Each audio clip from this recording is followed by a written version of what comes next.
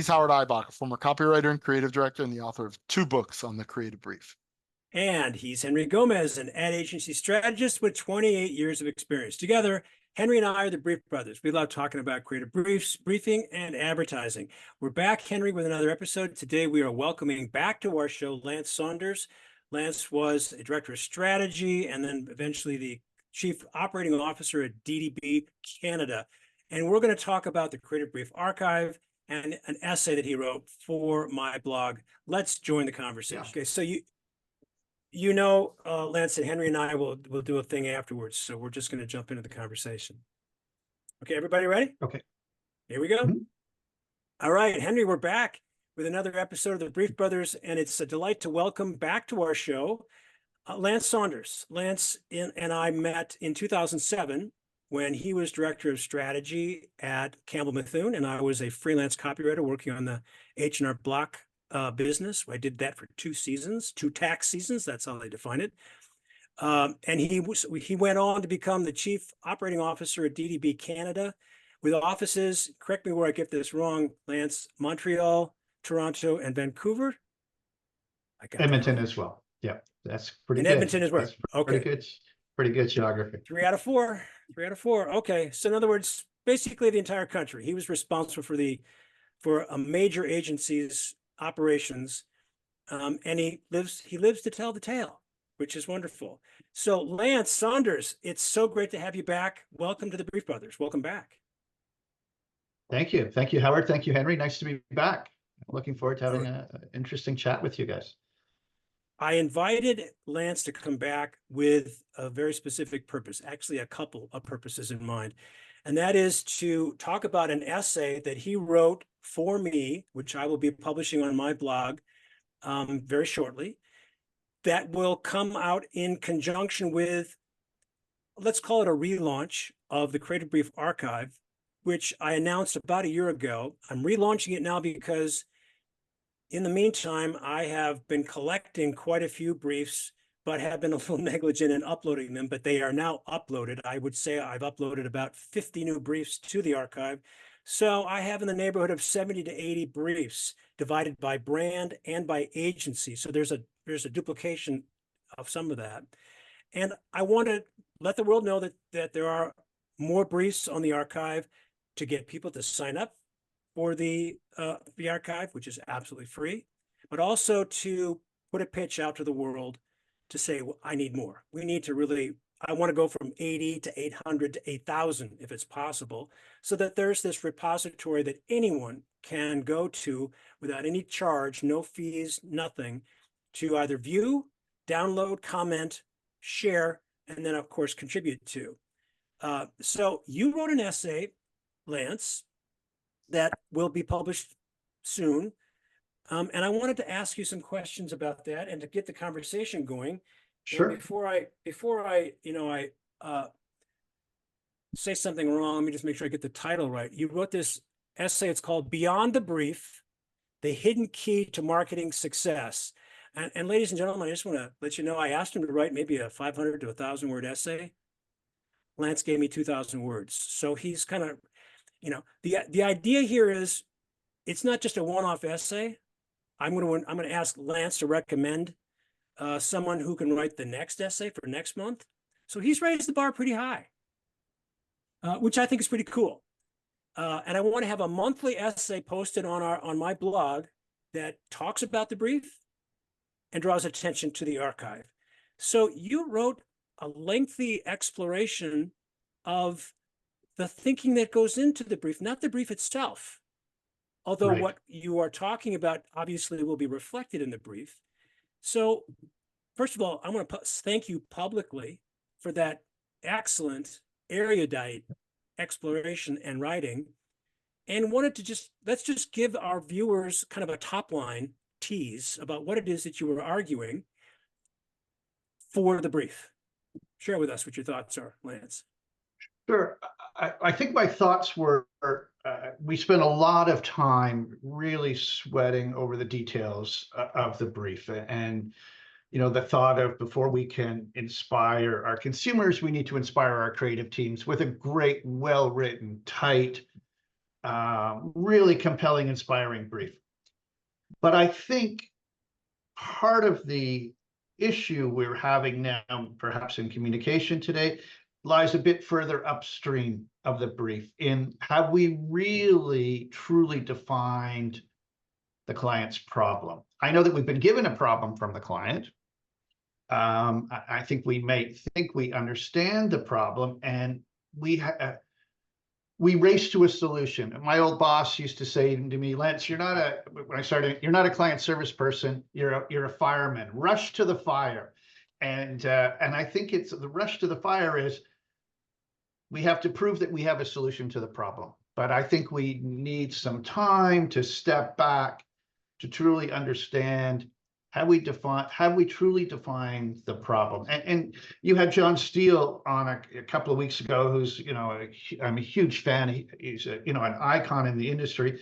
And one of his questions is, why are we advertising at all? Which is really to outline the objective, but also what the problem is. And I think far too often, and I saw this many times in my own agency at DDB, a superficial thought, which is to drive awareness and consideration. And many brands have 80 to 90% awareness. Is that truly the problem that we're trying to solve today? And I think also when the client has given us what they often think is the problem, but they don't know how to come up with the solution because they're not a creative agency. And that's why they need agencies like Henry's agency and really great creative people like yourself, Howard, to solve the problem. We often think, do we give them what they want or do we give them what they need? Because I think what they need is something completely different. And now today, I think often we're afraid of losing clients. Business are in constant pitch mode, that I think sometimes we default to giving them what they asked for, what they wanted versus what they need. And in the end, the agency ends up wearing it because 6 to 8 months later, when the advertising is in market and it hasn't really moved the needle, they come back and challenge the agency in terms of why is this not working? Well, I think it's not And working. they're never, Go ahead, Dick. and they're never going to take the bullet for saying that No, for sure. that they articulated the wrong problem. I think you're 100% right about that, by the way. I think when you have an agency that's locked into a retainer-based ongoing relationship, it ironically is more difficult to have those open-ended conversations than when you're pitching a piece of new business. When you're pitching a new business, the expectation is that you're going to bring some outside perspective and really shake up the current thinking in the organization with by looking at the problem laterally or whatever. But when you're in that ongoing relationship, there's a pipeline of, here's this product we're going to launch. Here's the process that we have. Here's the thing. Here's and it becomes an assembly line. And the agency is at the end of that long kind of assembly line. And it's kind of too late, right, for the agent to say, hey, hold up, this isn't really what's going on here. Yeah, I think that's ultimately the nature of a lot of client relationships where there's no, especially as the agencies have become really answerable only to mid-level executives at the clients, right? Because Right. I want to believe that in the old days when you had CEO to CEO contact, that it was easier to kind of break that. But now it's like, we're reporting to some director of marketing who's like 10 levels below the CMO or whatever. And that's just not going to make a difference. So No, I what do you think you're think? absolutely right. I think often in new business, I know we're not talking about new business, but we were more lions in new business. It's our way or the highway. If it's not on our terms, forget it. We don't want to work with them.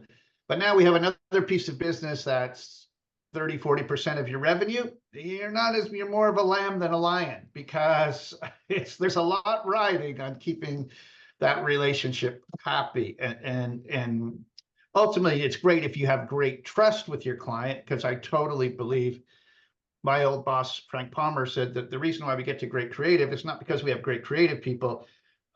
It's because the clients trust in us. You know, if they trust in us, they're willing to take risks with us. And I think the greatest risks by any clients on any piece of business are because they believe the agency has their best interests at heart and really trust them as well. But Well, go ahead. I was just going to say, I had the pleasure of visiting with Lance just last week when I was in Toronto giving a speech and doing a training. And he invited me to his class on presentations at York University and he was gracious enough to give me a 10-minute, module where I could, engage with the students. But I also listened with fascination to what he was saying. And so I think one of the things that you highlighted in that lecture that you gave, Lance, was that you gave anecdotes. You shared a couple of anecdotes about how clients built that kind of trust. I'm sorry, agencies built that trust with clients in the pitch process.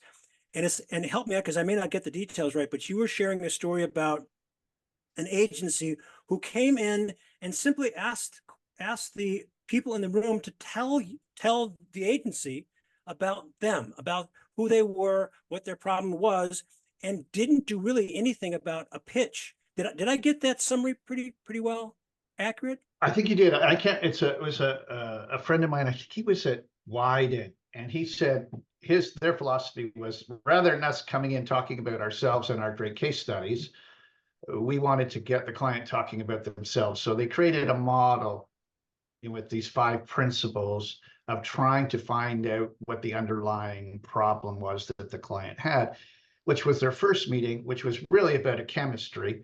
And in addition to that, really trying to find a deeper understanding of the problem beyond than what was written on the brief. And, it was Wyden, and the proof is in the pudding. They won a lot of new business and did a lot of great work. So it worked for them. And I think from that takeaway was more of it from a new business. The sooner you can get clients talking about themselves, and the faster you can shut up about, here's another case study about something I don't care about. And here's our reel, and on, and here's what our clients think of us, the better chance you have of success, which obviously they've had a great history of. I started my blog in 2008, and I've been loyal to it. For many years, I had some off and on. The first blog post, or one of the first blog posts I wrote, was the most important element of a brief isn't even written or highlighted or identified on the brief, and that is trust. Right. And Henry talks about this a lot. He has this great rapport with his creatives, so they trust him. And even to the point where he will say to them, you guys came back with a solution to my brief that makes my brief pale. The solution is better than the brief. Sure. So I'll rewrite the brief because your solution went on in a different direction. So I guess that leads to my question: what can we do? What else can we do to build that trust so that we can really get to that? Let's talk about the problem. Well, I think that the trust is earned by the work that you do when you put it in the marketplace, and the client's gotten the results back on the campaign that they hope to achieve. And that allows you to take a further risk and a further risk. I think looking at our best work as an agency, when we won most of our awards and our accolades, it generally was in year 3. That campaign, not the first year when we won the business, or the second year. We were getting there, but it was in the 3rd year where we can really do what we want to do here now on the business, because they know that we're really trying to help serve the best interests of their business, rather than just win another creative award. But I think getting back to the brief, and I'm guilty of this, having been a planner, I think there's an over fetishization of the insight and the proposition. Like, forget all that other stuff. Just let me come up with a killer insight and a killer proposition. What's the single-minded thing we want to say, or what's the one thing we want people to take away after viewing the communication? The target, yeah, whatever. The problem, okay, we kind of got that. I'm not going to be famous in that area. As a planner, I'm going to be famous for cracking the insight. So I think we kind of, and I was guilty of this, racing to come up with a great insight without really stepping back and going, are we really trying to solve the right thing here? And I think part of it is, you know, the Daniel Kahneman System 1, which is coming to a quick solution, and it's often wrong. So we're very solution oriented. Our brain's wired that way. And I just want to interrupt. we have a solution. Go ahead. I just want to interrupt and make sure we all are, you know, Daniel Kahneman is the author of Thinking Fast and Slow. He was a Yes. Nobel Prize winning Like research psychologist. research psychologist. Yeah. He just passed away recently, but it's a fascinating book. So I'm sorry to interrupt. Go ahead. No. And, you know, he talks about, as our brains are wired in terms of problem solving, this fast, intuitive System 1 side comes up with a solution, and it's often wrong. And you know the lily pad test that he does. Have you heard this? Is it in his book? Refresh our memory. I don't Okay. remember it. It's if there's a pond with lily pads, and every day the lily pond patch doubles in size. If it takes 48 days for the lilies to cover the entire lake, how long does it take for it to cover half the lake? You're If it talking takes to an 48, You're if talking it to an takes English 48 major. days, if it takes 48 days for the lily pads to cover the whole lake, how many days does it take to cover half the lake? My gut instinct tells me 47. Henry's right. But the vast majority of people We'll say say 24 because that's half, but It the doubles every premise day. is it doubles in size every day. Yeah. And he's done this experiment with, you know, elite universities and executives and of all kinds of stature, and people, unlike Henry, who's the anomaly, say 24. And that's just an example of our System 1. So how many times have we in a meeting come up with that 24 instead of the 47? And I think also we're often sitting in a room with very like-minded people who all think the same way. So it's not surprising that we would nod and come, you know, I think that's a really good solution, as opposed to, I think we need more people in the room that think differently than us, that maybe come from different walks of life and different backgrounds, and who can really challenge our thinking. And I'd love to know this from Henry's point of view. I think the other issue we have right now in terms of this problem solving, have we really solved the right problem here? Is it, at least I can speak from a multinational agency, the four multinationals I work for, there's less senior people in agencies now. There's less senior thought leadership. And I kind of lay awake sometimes at night thinking, I hope our clients don't know how many junior people are trying to solve a big problem on their business right now. And I've been reading some background on knowledge, and they said that there's two kinds of knowledge. There's real knowledge, which is like yourselves, you put a lot of time into this business, many hours, hundreds, if not obviously probably thousands of hours. And you have a very thoughtful point of view based on a lot of research and a lot of curiosity, as you guys can quote Howard Gossage, and other people like Swifties can quote, you know, lyrics in the latest Taylor Swift song. But I think that there's a lot of people in the agency that are too new to the agency. They don't have that depth of real knowledge, and they have what's called a surface knowledge. They have an understanding of a topic that's based on a Google search, maybe reading an article in Work if they're that curious, But beyond that, there's not a lot there. And so I think with the agencies trying to make more money and more margin, there's less senior people on the business. Independent agencies can afford to do that with delivering less margin, but there's fewer and fewer senior people. I think when I started out, there was the firepower that I saw around me. I was like, oh my God, I hope I don't get caught out as a fraud, because these people are firing on all cylinders. And I'm not so sure that I Yeah. saw that, in my last couple of years. I think Howard and I have lamented it a lot on this podcast, and I think that's absolutely true. I mean, when the layoffs got to come around to maintain the margins, they're going to get rid of the most expensive people, and the most expensive people are the most experienced people, and usually the people that have that wealth of knowledge. And another thing that comes with years of experience is there's a lot of transferability from category to category, just because you kind of have, I work now. My biggest client is an automotive manufacturer, and I never worked I've been working 28 years, and I never worked on an automotive manufacturer until I got to this agency, and there was a learning curve.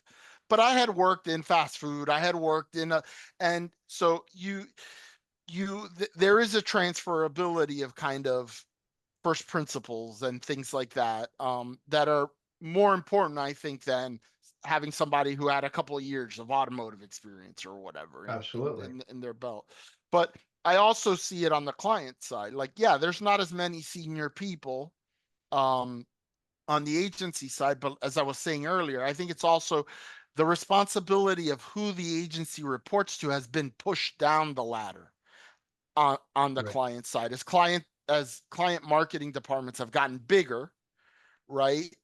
And so they have their own pyramid, and the agencies are reporting into the middle of that pyramid on a day-to-day basis, and they might have exposure to some senior people on that pyramid on a infrequent basis, and to the CMO on an almost never basis.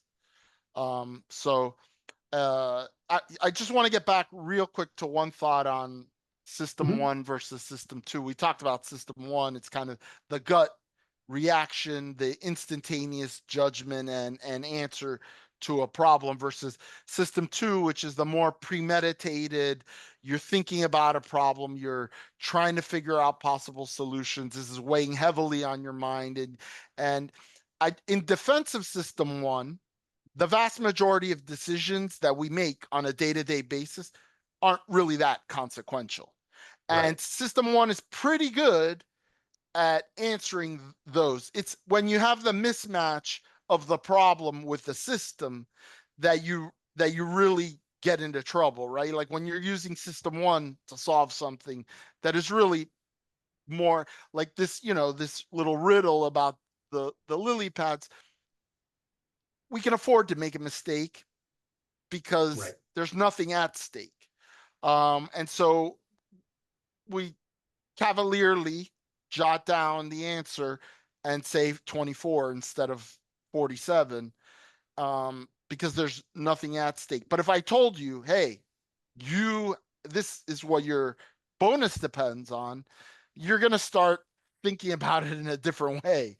You're going to start thinking about it more deeply. And frankly, honestly, I think a lot of that is what separates a good brief from a bad. Bring it back to the brief is if you look at the brief as a form that you must fill out to initiate a project, then you're going to kind of treat it with a system one approach of like, I got to fill out this form. If you look Right. at it as something that's critical, that like, this is a problem I need to solve because the whole thing hinges on my ability to interpret this problem and find a plausible solution that we can solve with communications, then it becomes a lot more of a challenge. It becomes more time consuming. It becomes more of an intellectual activity that, by the way, not everybody's cut out to do. So you have a lot of people writing briefs, frankly, that are just, they're just trying to get the paper from here off of their desk to the next step in the Absolutely. process. Yeah. And I think it's great that you guys are here doing this. And I said this to Howard in Toronto last week. At no other time, I think, in the history of our business, do you guys have a greater opportunity, because the training there's a dearth of training in the agency because we can't afford it. Well, I'm not working anymore, but we couldn't afford. What's the first thing am I going to let go of 2 senior client service people, a great creative team, or let's cut our training budget? There's 500,000 gone out the window. There is no training budgets. And I don't think our clients have training. Those Kellogg's great training and the Unilever training, I can't speak to what's going on in Europe, but I can speak what I saw in Canada. They aren't getting that kind of training. And so they're asking the agencies to come in and do lunch and learns, and we kind of scramble and put a presentation together. But I'm you kind of reap what you sow to that, and which I'm so glad that you guys are doing this, because clients need training and agencies need training as well. I'm happy to report, and you're right, and Howard and I have lamented training woes for a long time, but I'm happy to report that something really nice happened recently in where I work, which is at WPP, in the VML silo, in the VML network.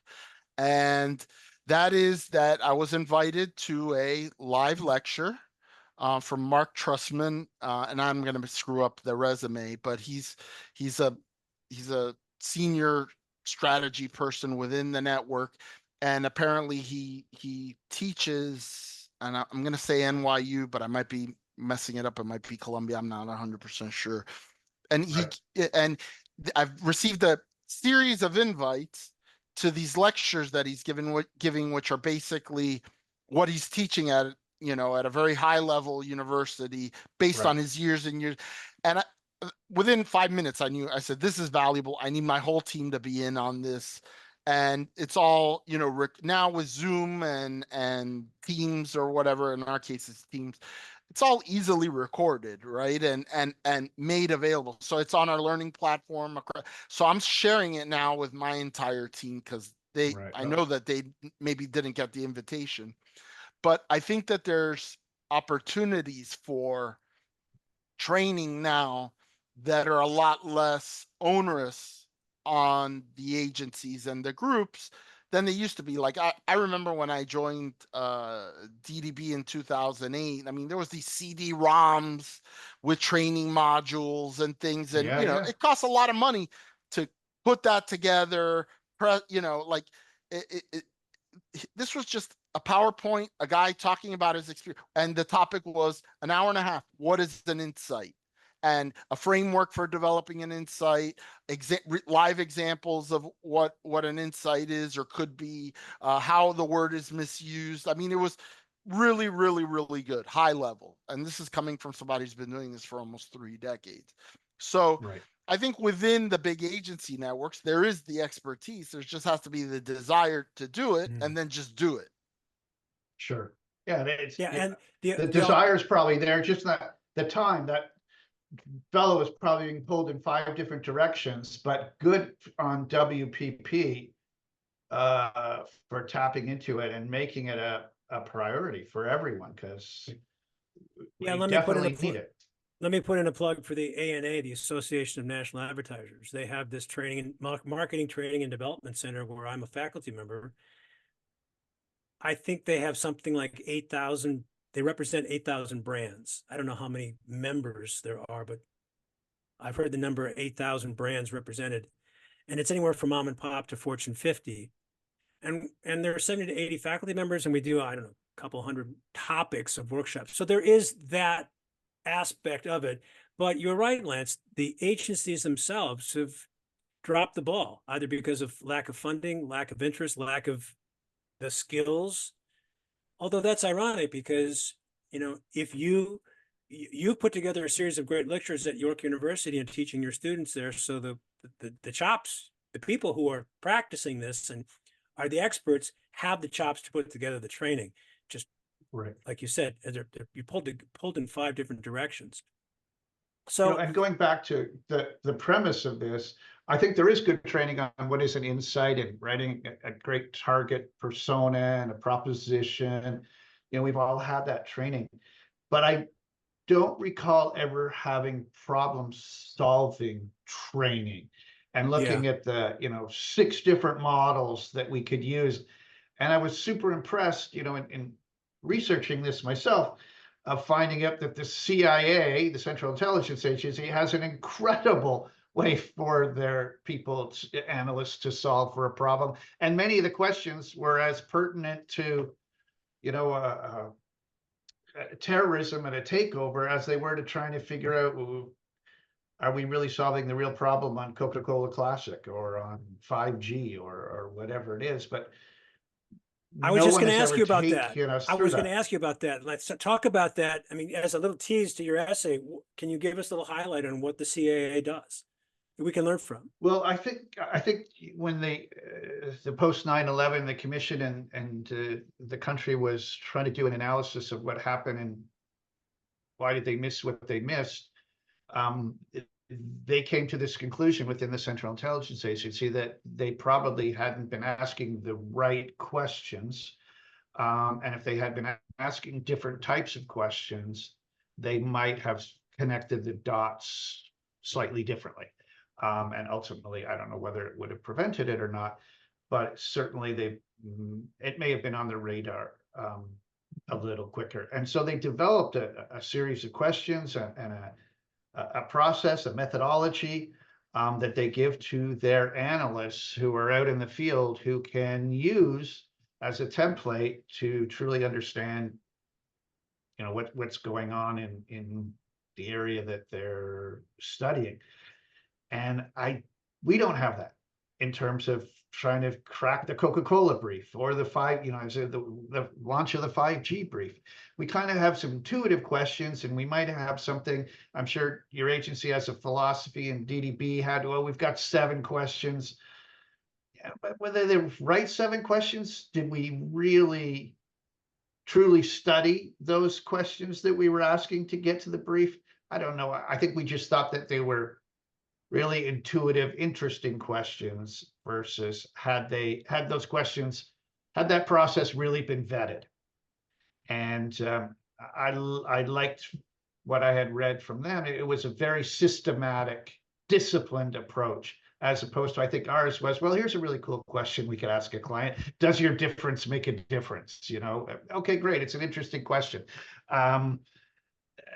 But they had a much more methodical way at it. And I said, man, we could really use that too, to avoid putting on the brief, to increase awareness and consideration. And going back to your archive, when I have time, I think I want to go in and just look at the problem we're trying to solve and see if, well, these are really challenging ones that are really thoughtful, or are they kind of superficial? We're kind of mailing it in.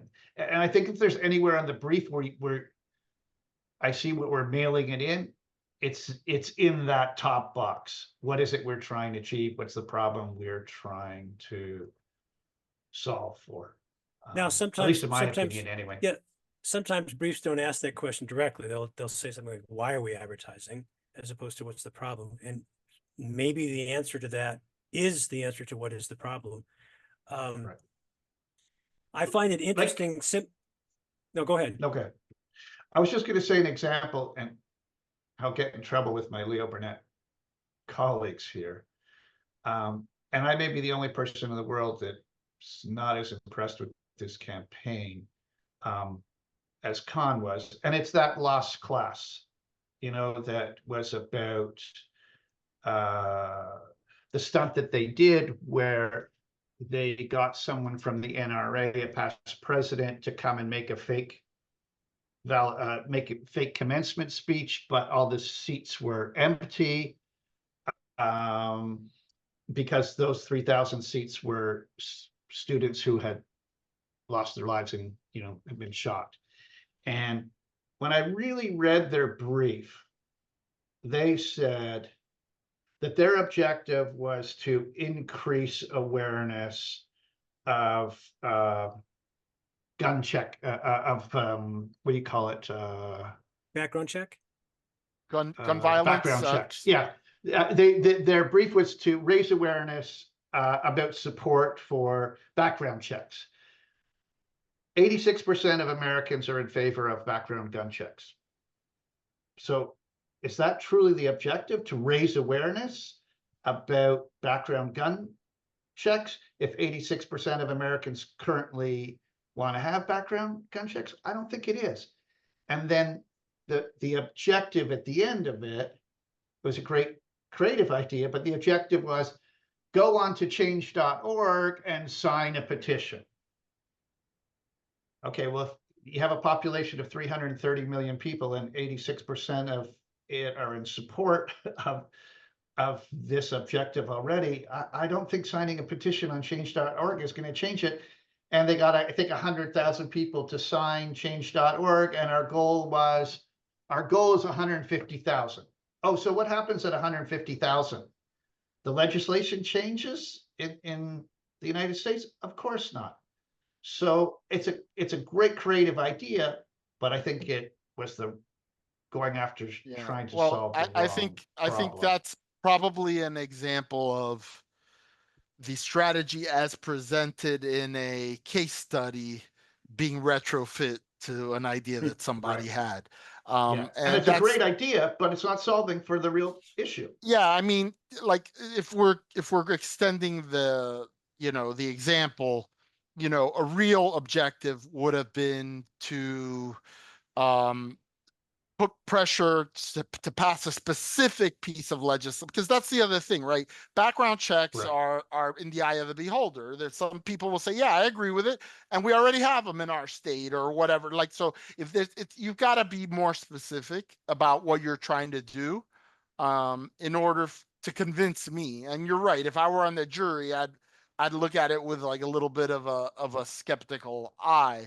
If you could prove that in an election year you persuaded 5% of the electorate to vote for candidate X over candidate Y because of this issue, and it swung the election, that to me is a lot more powerful, even if the raw number of people you influence was a lot less. But that's real power, right? Like influencing the 10,000 people that are going to swing the election in Wyoming. I'm making it up, right? Well, as someone who's read, I don't know, hundreds of briefs, if there's a part of the generic brief writing process that I think is weak or among the weakest, it is the statement of objective. Too many people default to increase awareness of. When that is, as you pointed out in your essay, Lance, about Coke already has what, 80-90% of market share. We don't need to increase the awareness. We need to. Or I think the issue is young people are not drinking Coca-Cola, but their objective is to raise awareness of Coca-Cola as a brand and happiness. But young people are not drinking Coca-Cola Classic anymore. They're drinking bottled water and a whole bunch of other products that they might sell. So it really isn't to raise awareness about their new campaign.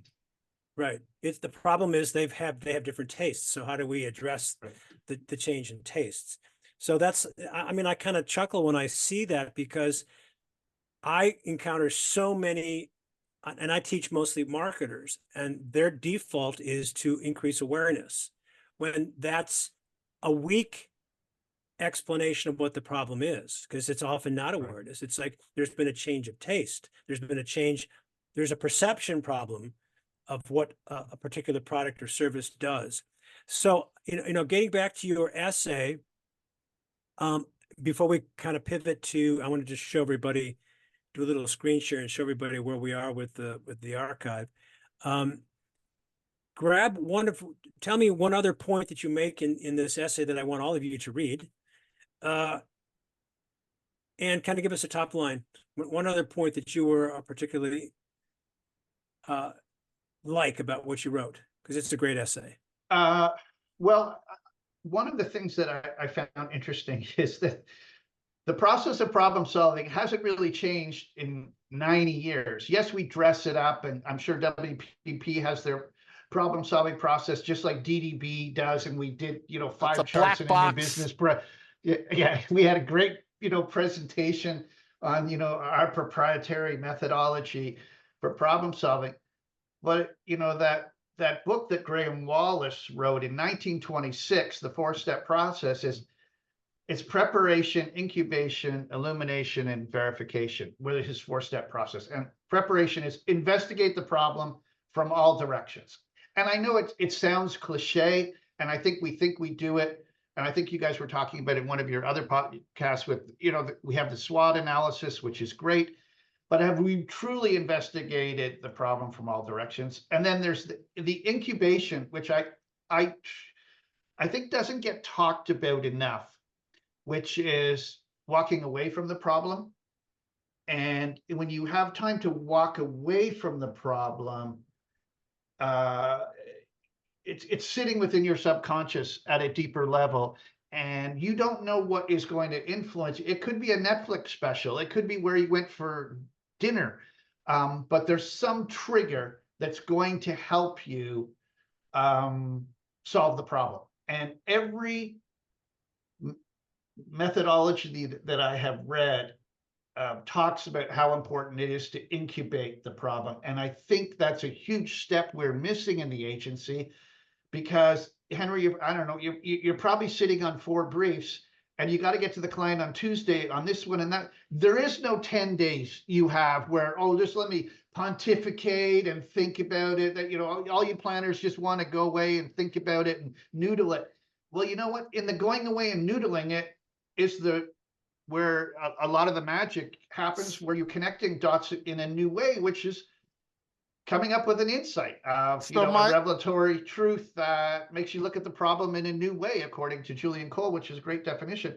So that there's the incubation, then there's the illumination, where the appearance of an idea happens. And then obviously you want to test and validate the idea. But the first 2 I thought were interesting, and they were there in 1926. And I think in our superficiality, the shiny penny syndrome we have at the agency is, oh my God, like that was before the internet. And no, this is your brain working, which hasn't changed, in thousands of years. Well, but I want to react to a couple of things. One is, you're right in terms of like our industry, and I've commented many times, loves the new, and the new is always better. And to your point, and Bill Bernbach made the point, what drives a human doesn't change, right? Over thousands of years. There's basic drivers and motivations that we have, and they're instinctual and animal, and yeah, the technology changes and context changes, but those basics are the same. And so when we're talking about, and these are ultimately human problems, it's gonna, now in terms of incubation, my solution to that problem of the no time, and it's not one I recommend for everybody, but it's procrastination. In my case, when I'm actively not working on something and I know that it's due, the back of my mind is working on it. And absolutely, that is, and like I said, it's not recommended. It causes you to bite your nails in your cuticles, because you should be doing something. Like everything in your conscious rational mind says you should be writing this brief, or you should be putting this deck together, this POV together. But I've learned over the decades that the way my brain works is I let it creep into whatever I'm doing that's not that periodically, and something will bubble up, and I'll either accept it or reject it. And if I accept it, I say, oh, that's interesting. Now let me go back to working on the carburetor of the car. And right. then, so by the time I actually sit down to write it, I've had half a dozen of those like interjections of my subconscious mind reminding me, hey, you have this deadline and here's a possible solution. And then, it's time to get serious, right? Like, cramming overnight before the final. But again, that's what works for me, not necessarily replicatable.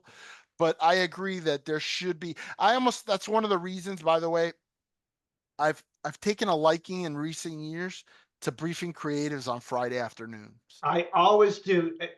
That was my little secret. And they go, we don't wait till Monday. And in my mind, I would tell other people, no, I want you thinking about my problem while you're out cycling, doing yoga, watching a Netflix, going to a film festival, because I don't know where your solution's coming But they're from. not, and the truth is that they're not even thinking, they're not consciously Right. thinking about it. But They're, that's the point. I mean, and you and I we were all talking about this book before we hit the record button. The 1948 version of the Graham Wallace book is A Technique for Producing Ideas by James Webb Young, and he said essentially the same thing. So whether he had read that book or not, I don't know. But he too emphasized, he has 5 points, whereas this Graham Wallace, is that his name? He had 4. Yeah. But his 5th point was literally walking away. It was before incubation is where you are filling your brain with all the information that you can from the brief, from your own research, anything else, and then you walk away. And it's the walking away part that allows your subconscious to do its work, which is why briefing on a Friday afternoon is brilliant. I love Now- that, Henry. That was my They go, no way, forget it, go home. And I go, no, I gotta just give me, even if I'm briefing in the elevator on the way downstairs, I just want to tell you what we're working on. Get their subconscious working on Yeah. it. Now, here's, we all 3 of us have been in the business long enough so that we know that when we started out, deadlines had more meaning than they do today, because there were physical things. You have to deliver this file to the magazine, to this film, to the TV station. That doesn't exist anymore. You just upload it to something and hit send. So the deadline is whenever, so this whole notion of a deadline to me seems false. I like to say it in my workshops, an old saying in our business: there's never time to do it right. There's always time to do it over. Today, with no actual physical deadlines and physical things to deliver, there seems to be no excuse for not having enough time to write a brief or to build in time to think. So I love Henry's idea about procrastination. And as a writer who's written 5 books, procrastination has been my friend. Absolutely. Because I do a lot of writing when I'm not writing. And just going back to, my dad will laugh at this because he knows I am not good with any power tools whatsoever. But that the woodworking one, measure twice, cut once. And I think for me, that's the problem. Really measure twice and cut once, because by the time we start coming up with the creative solution, if we don't have it understood further upstream of what the real problem was, the solution, as great as it's going to be, and we all fall in love with it, it's not really going to achieve that. Why are we doing this work? Dave Trott wrote a blog post on that very subject, and he said, he quoted Einstein, and Einstein said, if I'm given 60 minutes to solve a problem, I'm going to spend the first 55 minutes defining and clarifying the problem. Right. And 5 minutes that will lead to 5 minutes of finding the solution. And you'll find this, I hope you find this as amusing as I do, because I totally agree with that. We don't do that, but yet when we create the ad, we spend 95% of the time talking about the problem, because you dramatize the problem, and it's 5% on the solution, whether it's Tide whiter than white, or ring around the collar, or the great Mars campaign about being hungry. You dramatize the problem 90% of the 30-second ad, and then you get to the solution at the end. However, we don't do that up front before we start thinking about it. Yeah. Go ahead. I was going to say there's a kind of, we haven't really addressed it, but there's also, let's face it, not everybody has the skill to translate that business problem into a communication problem, right? And that goes back to the training thing we were talking about.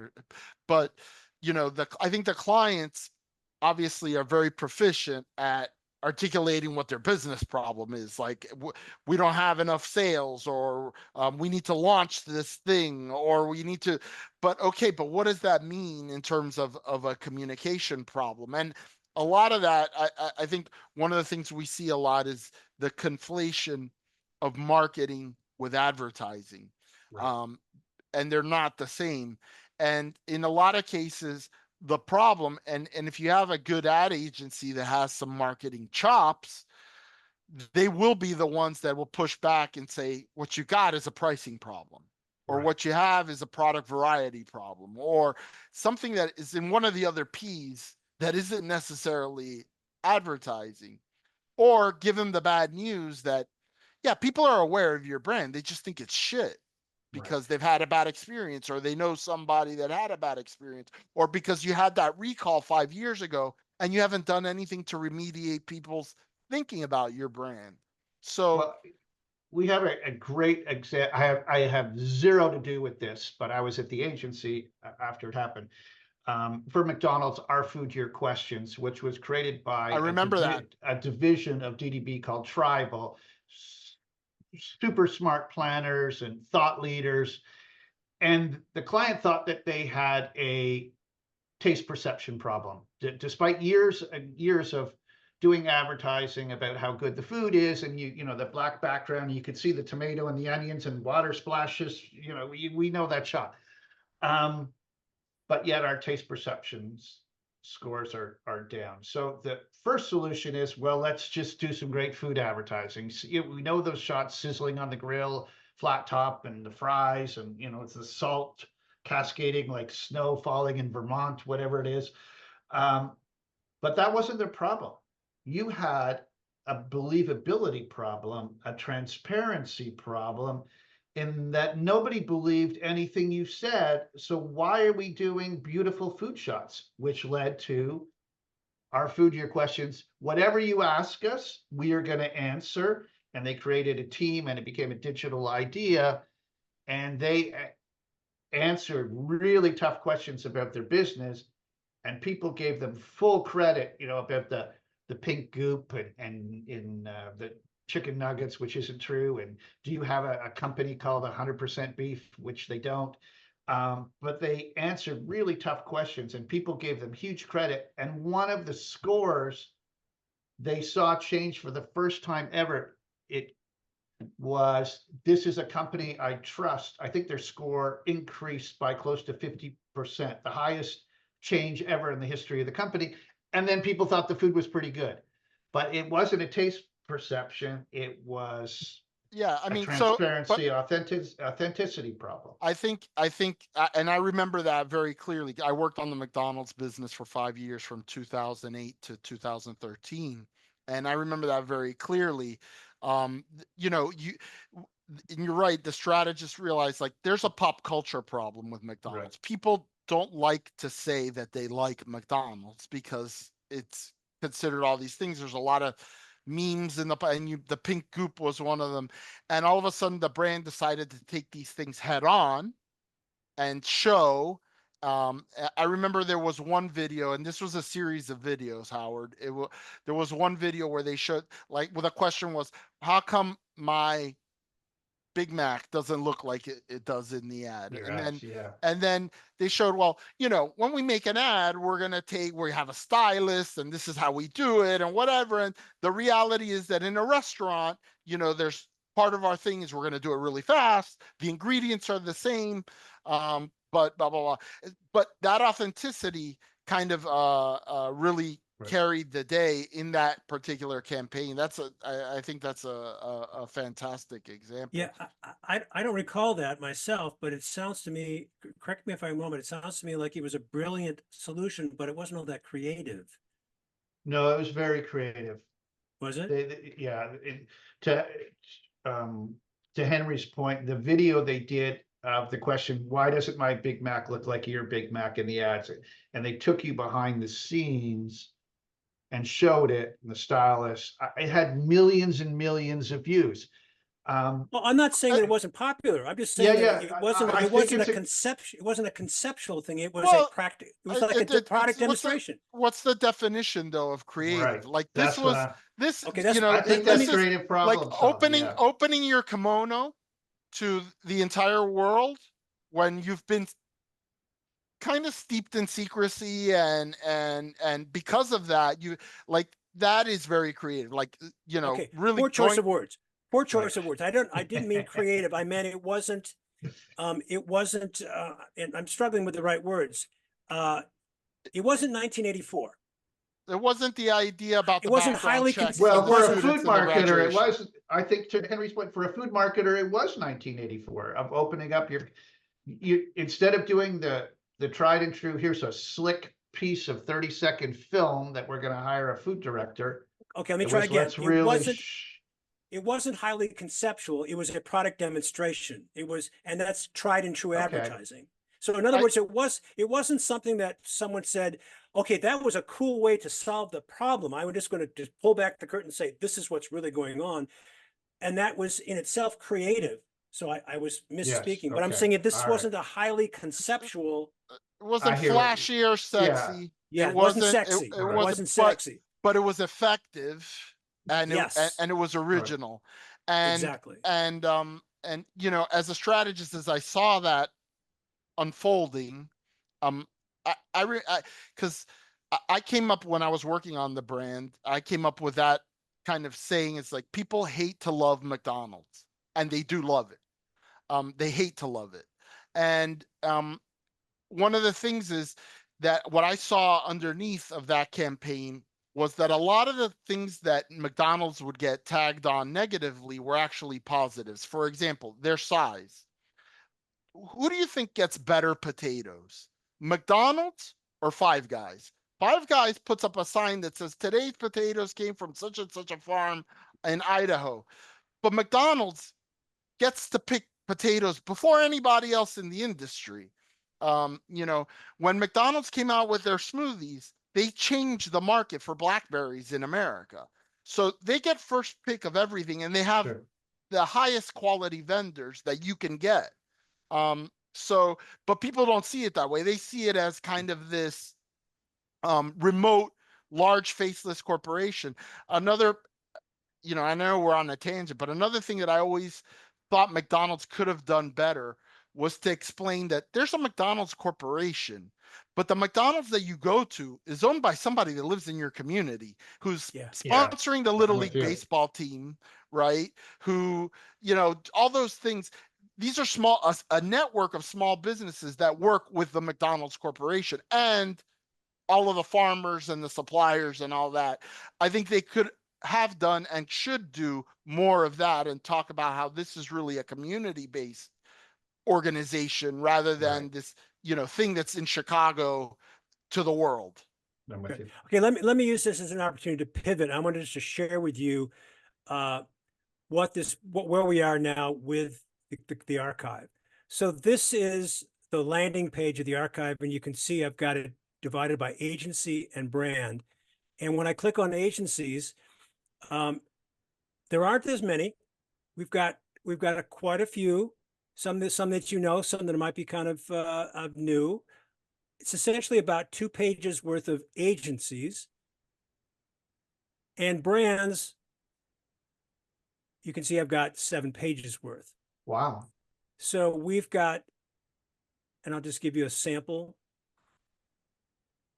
You know, Henry and I worked on the Hulu brief, which was a spec brief. We put out a request of our viewers on LinkedIn and say, give us a brand, tell us the problem, and we'll write a brief on 2 or 3 or 4 episodes. We did that for Hulu. Fantastic. Yeah, it was a lot of fun. Henry kind of pulled back the curtain and showed the world how his brain works. So it was kind of like, you know, instead of Spock's brain on Star Trek, it was Henry's brain on the Brief Brothers. Well, Henry, I was saying this to Howard and see if you agree. When I was in planning and I was trying to ask friends and at agencies I admire, send me a couple of great briefs. Don't worry about the category. We're not competing in this category. I don't care how many years old it is. They were like, yeah, I'll get it to you. And they never got it to me. And I think it's like we're afraid to open up our kimono and show, I think this is a great brief. But if I send it to you, Henry, you go, man, that Lance doesn't really know what a great brief is. I thought he was better I than think that. there's definitely an element of we're our own worst we're our own worst critics. Yeah. And I also want to, and I go back and I look at my early briefs, and I'm highly critical of myself because, you know, at 54 I'm a different person than I was at 34. Absolutely. But you know, I think you have to look at everything through the lens of what the context was at the time. And that, by the way, the industry has also evolved over time, and Yes. our thinking about how these Right. processes work has changed over time. So a very basic brief from 20 years ago was 20 years ago, briefs were kind of basic. Like we've got him Yeah, more yeah. sophisticated as an industry writing briefs. And Although you I have would, Crispin up here, and I remember at the time they were revolutionary in their brief in the 80s and 90s when they added culture. And Alice Boguski would say, "Write me the newspaper headline of your ad before the ad," and their briefs were, that's quite it. innovative. Yeah. And Attention, yeah. I also want to give a nod to some of the contributors. APG of Canada gave me, I don't know, about 20 briefs from Nice. students. There were student briefs, so we've included student briefs as well as professional briefs. Biba Madison, who's a guest on our show, she's a strategist who I think works in Berlin. She has her own kind of a repository. It's called the Creative Brief Bank. Many of the briefs that I've got on this archive came from her, so I give her a nod. Julian Cole has contributed some. Henry, you gave me a couple from your past experience. So I'm trying to build this out. I've got, 10, 11 here from Crispin from various sources. I'd like to have 100, right? And from other agencies. So the idea here is to lay them all out for everybody to look at. You can comment on them, download them, do whatever you want, but let's build this out. Right. So it's a great start. And I am grateful to everyone who's contributed. And I want more.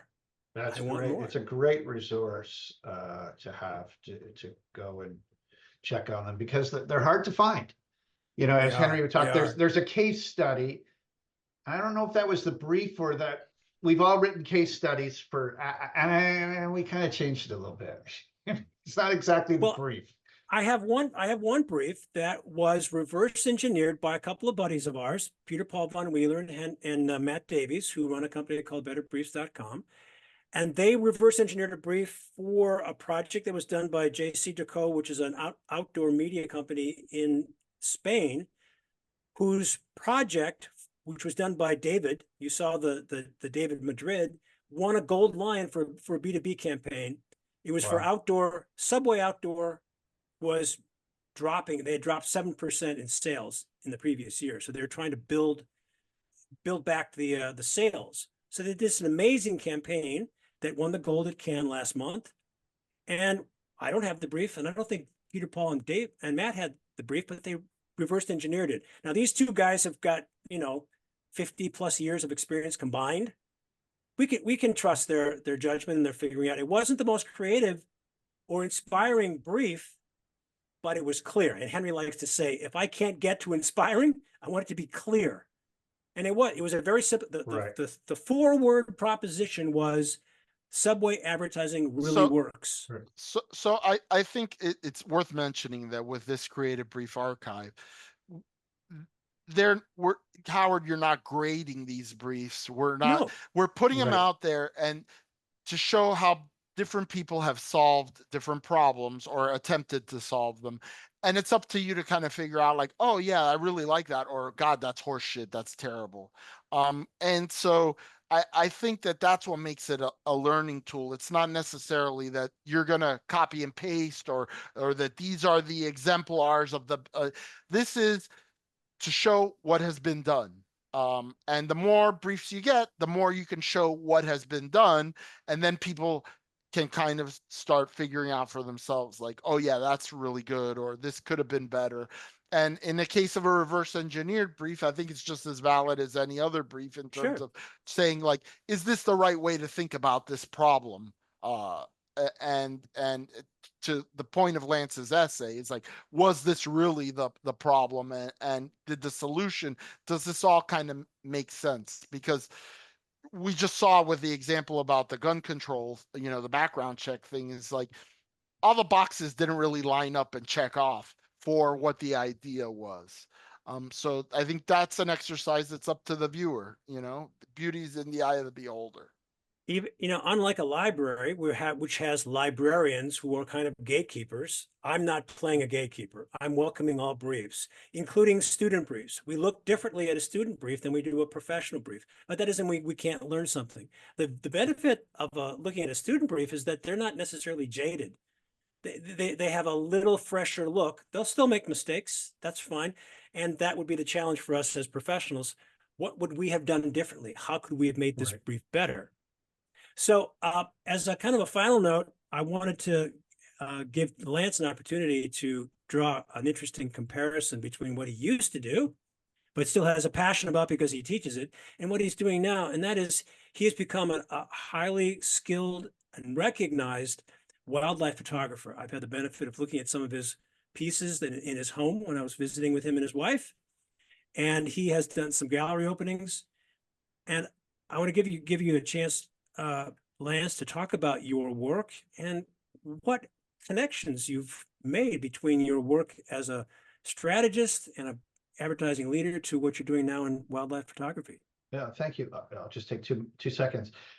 My wife jokes that I teach still branding and marketing because I have so many packages coming to my front door from B&H photos in New York. So she goes, you need to teach, because if you're buying another $5,000 lens, you better be teaching to pay for it. So it's a way from the teaching helps to offset my lens fixation. But it's interesting in the wildlife photography, and which goes to the gentleman David David for the research company in London. I'm applying all of my learning for the last 30 years in advertising about what makes for effective communication, which is what you guys believe, because I've been listening to your podcast, is great advertising elicits a strong emotive reaction. And so you're trying to figure out what emotion do you want to own. Coca-Cola wants to own happiness. McDonald's, I'm not sure what would Henry, what would be emotion that McDonald's would want to own? If Coke wants trying to own happiness, what would be McDonald's? I'd something about childhood. Childhood, nostalgia. That's not necessarily the emotion, but So I've taken that principle of this is what makes for an effective advertising campaign out into the field with my photographs, that the best photographs elicit a strong emotive reaction. But I'm applying Coca-Cola. I want to choose what that emotion is, and then hopefully elicit that as you, as the viewer, responding to it, versus I'm just going to go out and in my example, I was just way up in northern BC near Alaska photographing grizzly bears, and everybody was taking a whole bunch of photos. But before I went there, I said, what is the emotive reaction I want to a grizzly bear image? Is it fear? Due to its size and how intimidating it is? Is it awe? Or I'm going to take a photograph of a mother with a small cub, and it's about nurturing and love.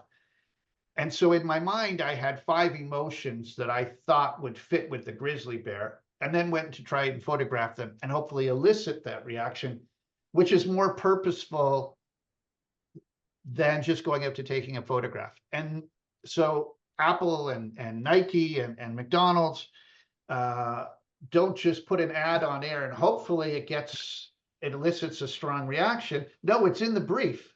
This is what we're trying to achieve. This is what we want people to take away from an Apple ad, that if you're a creative-minded person, Apple computers are for you.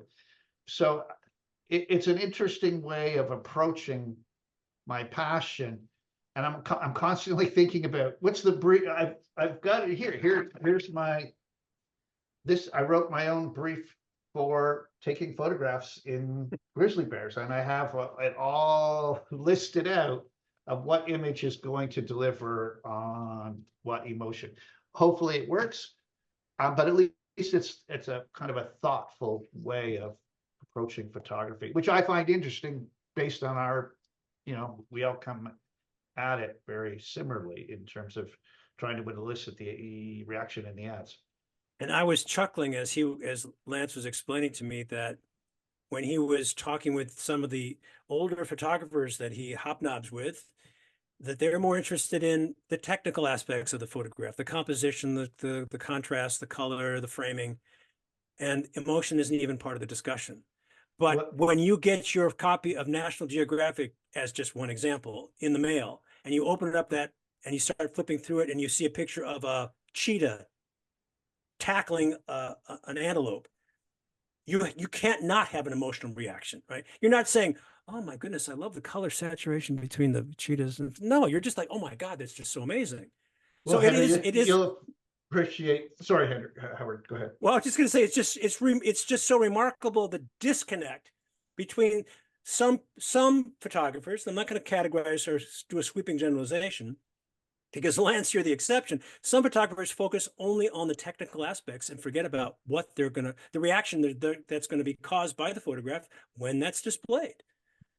Well, and that's why my example, which I was going to tell Henry, was that's why I quit entering photography competitions in Canada, because when I asked for the criteria, it was a 10-point criteria and emotion was number 9 and it accounted for 10%. And I go, well, in mine accounts for 90. So if in yours accounts for 10, why am I entering competitions where you don't measure what I believe needs to be measured, and it goes back to,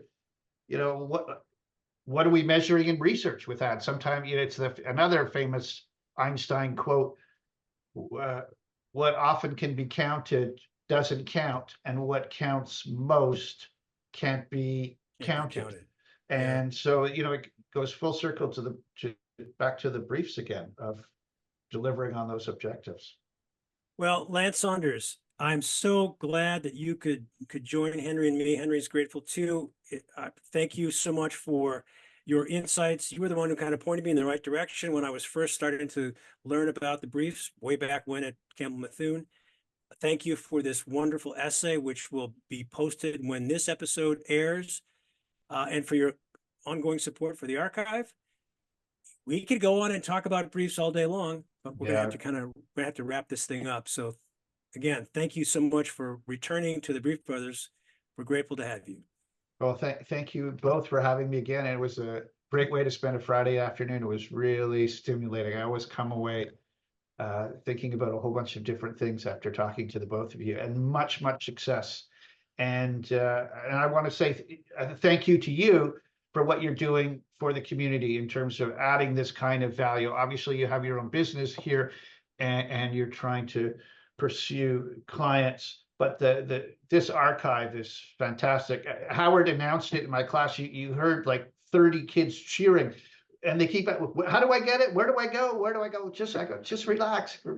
We'll get you all on it. So again, I want to thank you for what you're doing for the community at large. Good on you guys. Good stuff, Henry. Good stuff, Howard. He's Henry Gomez. He's Howard Ibach, and together we're the Brief Brothers. Till next time.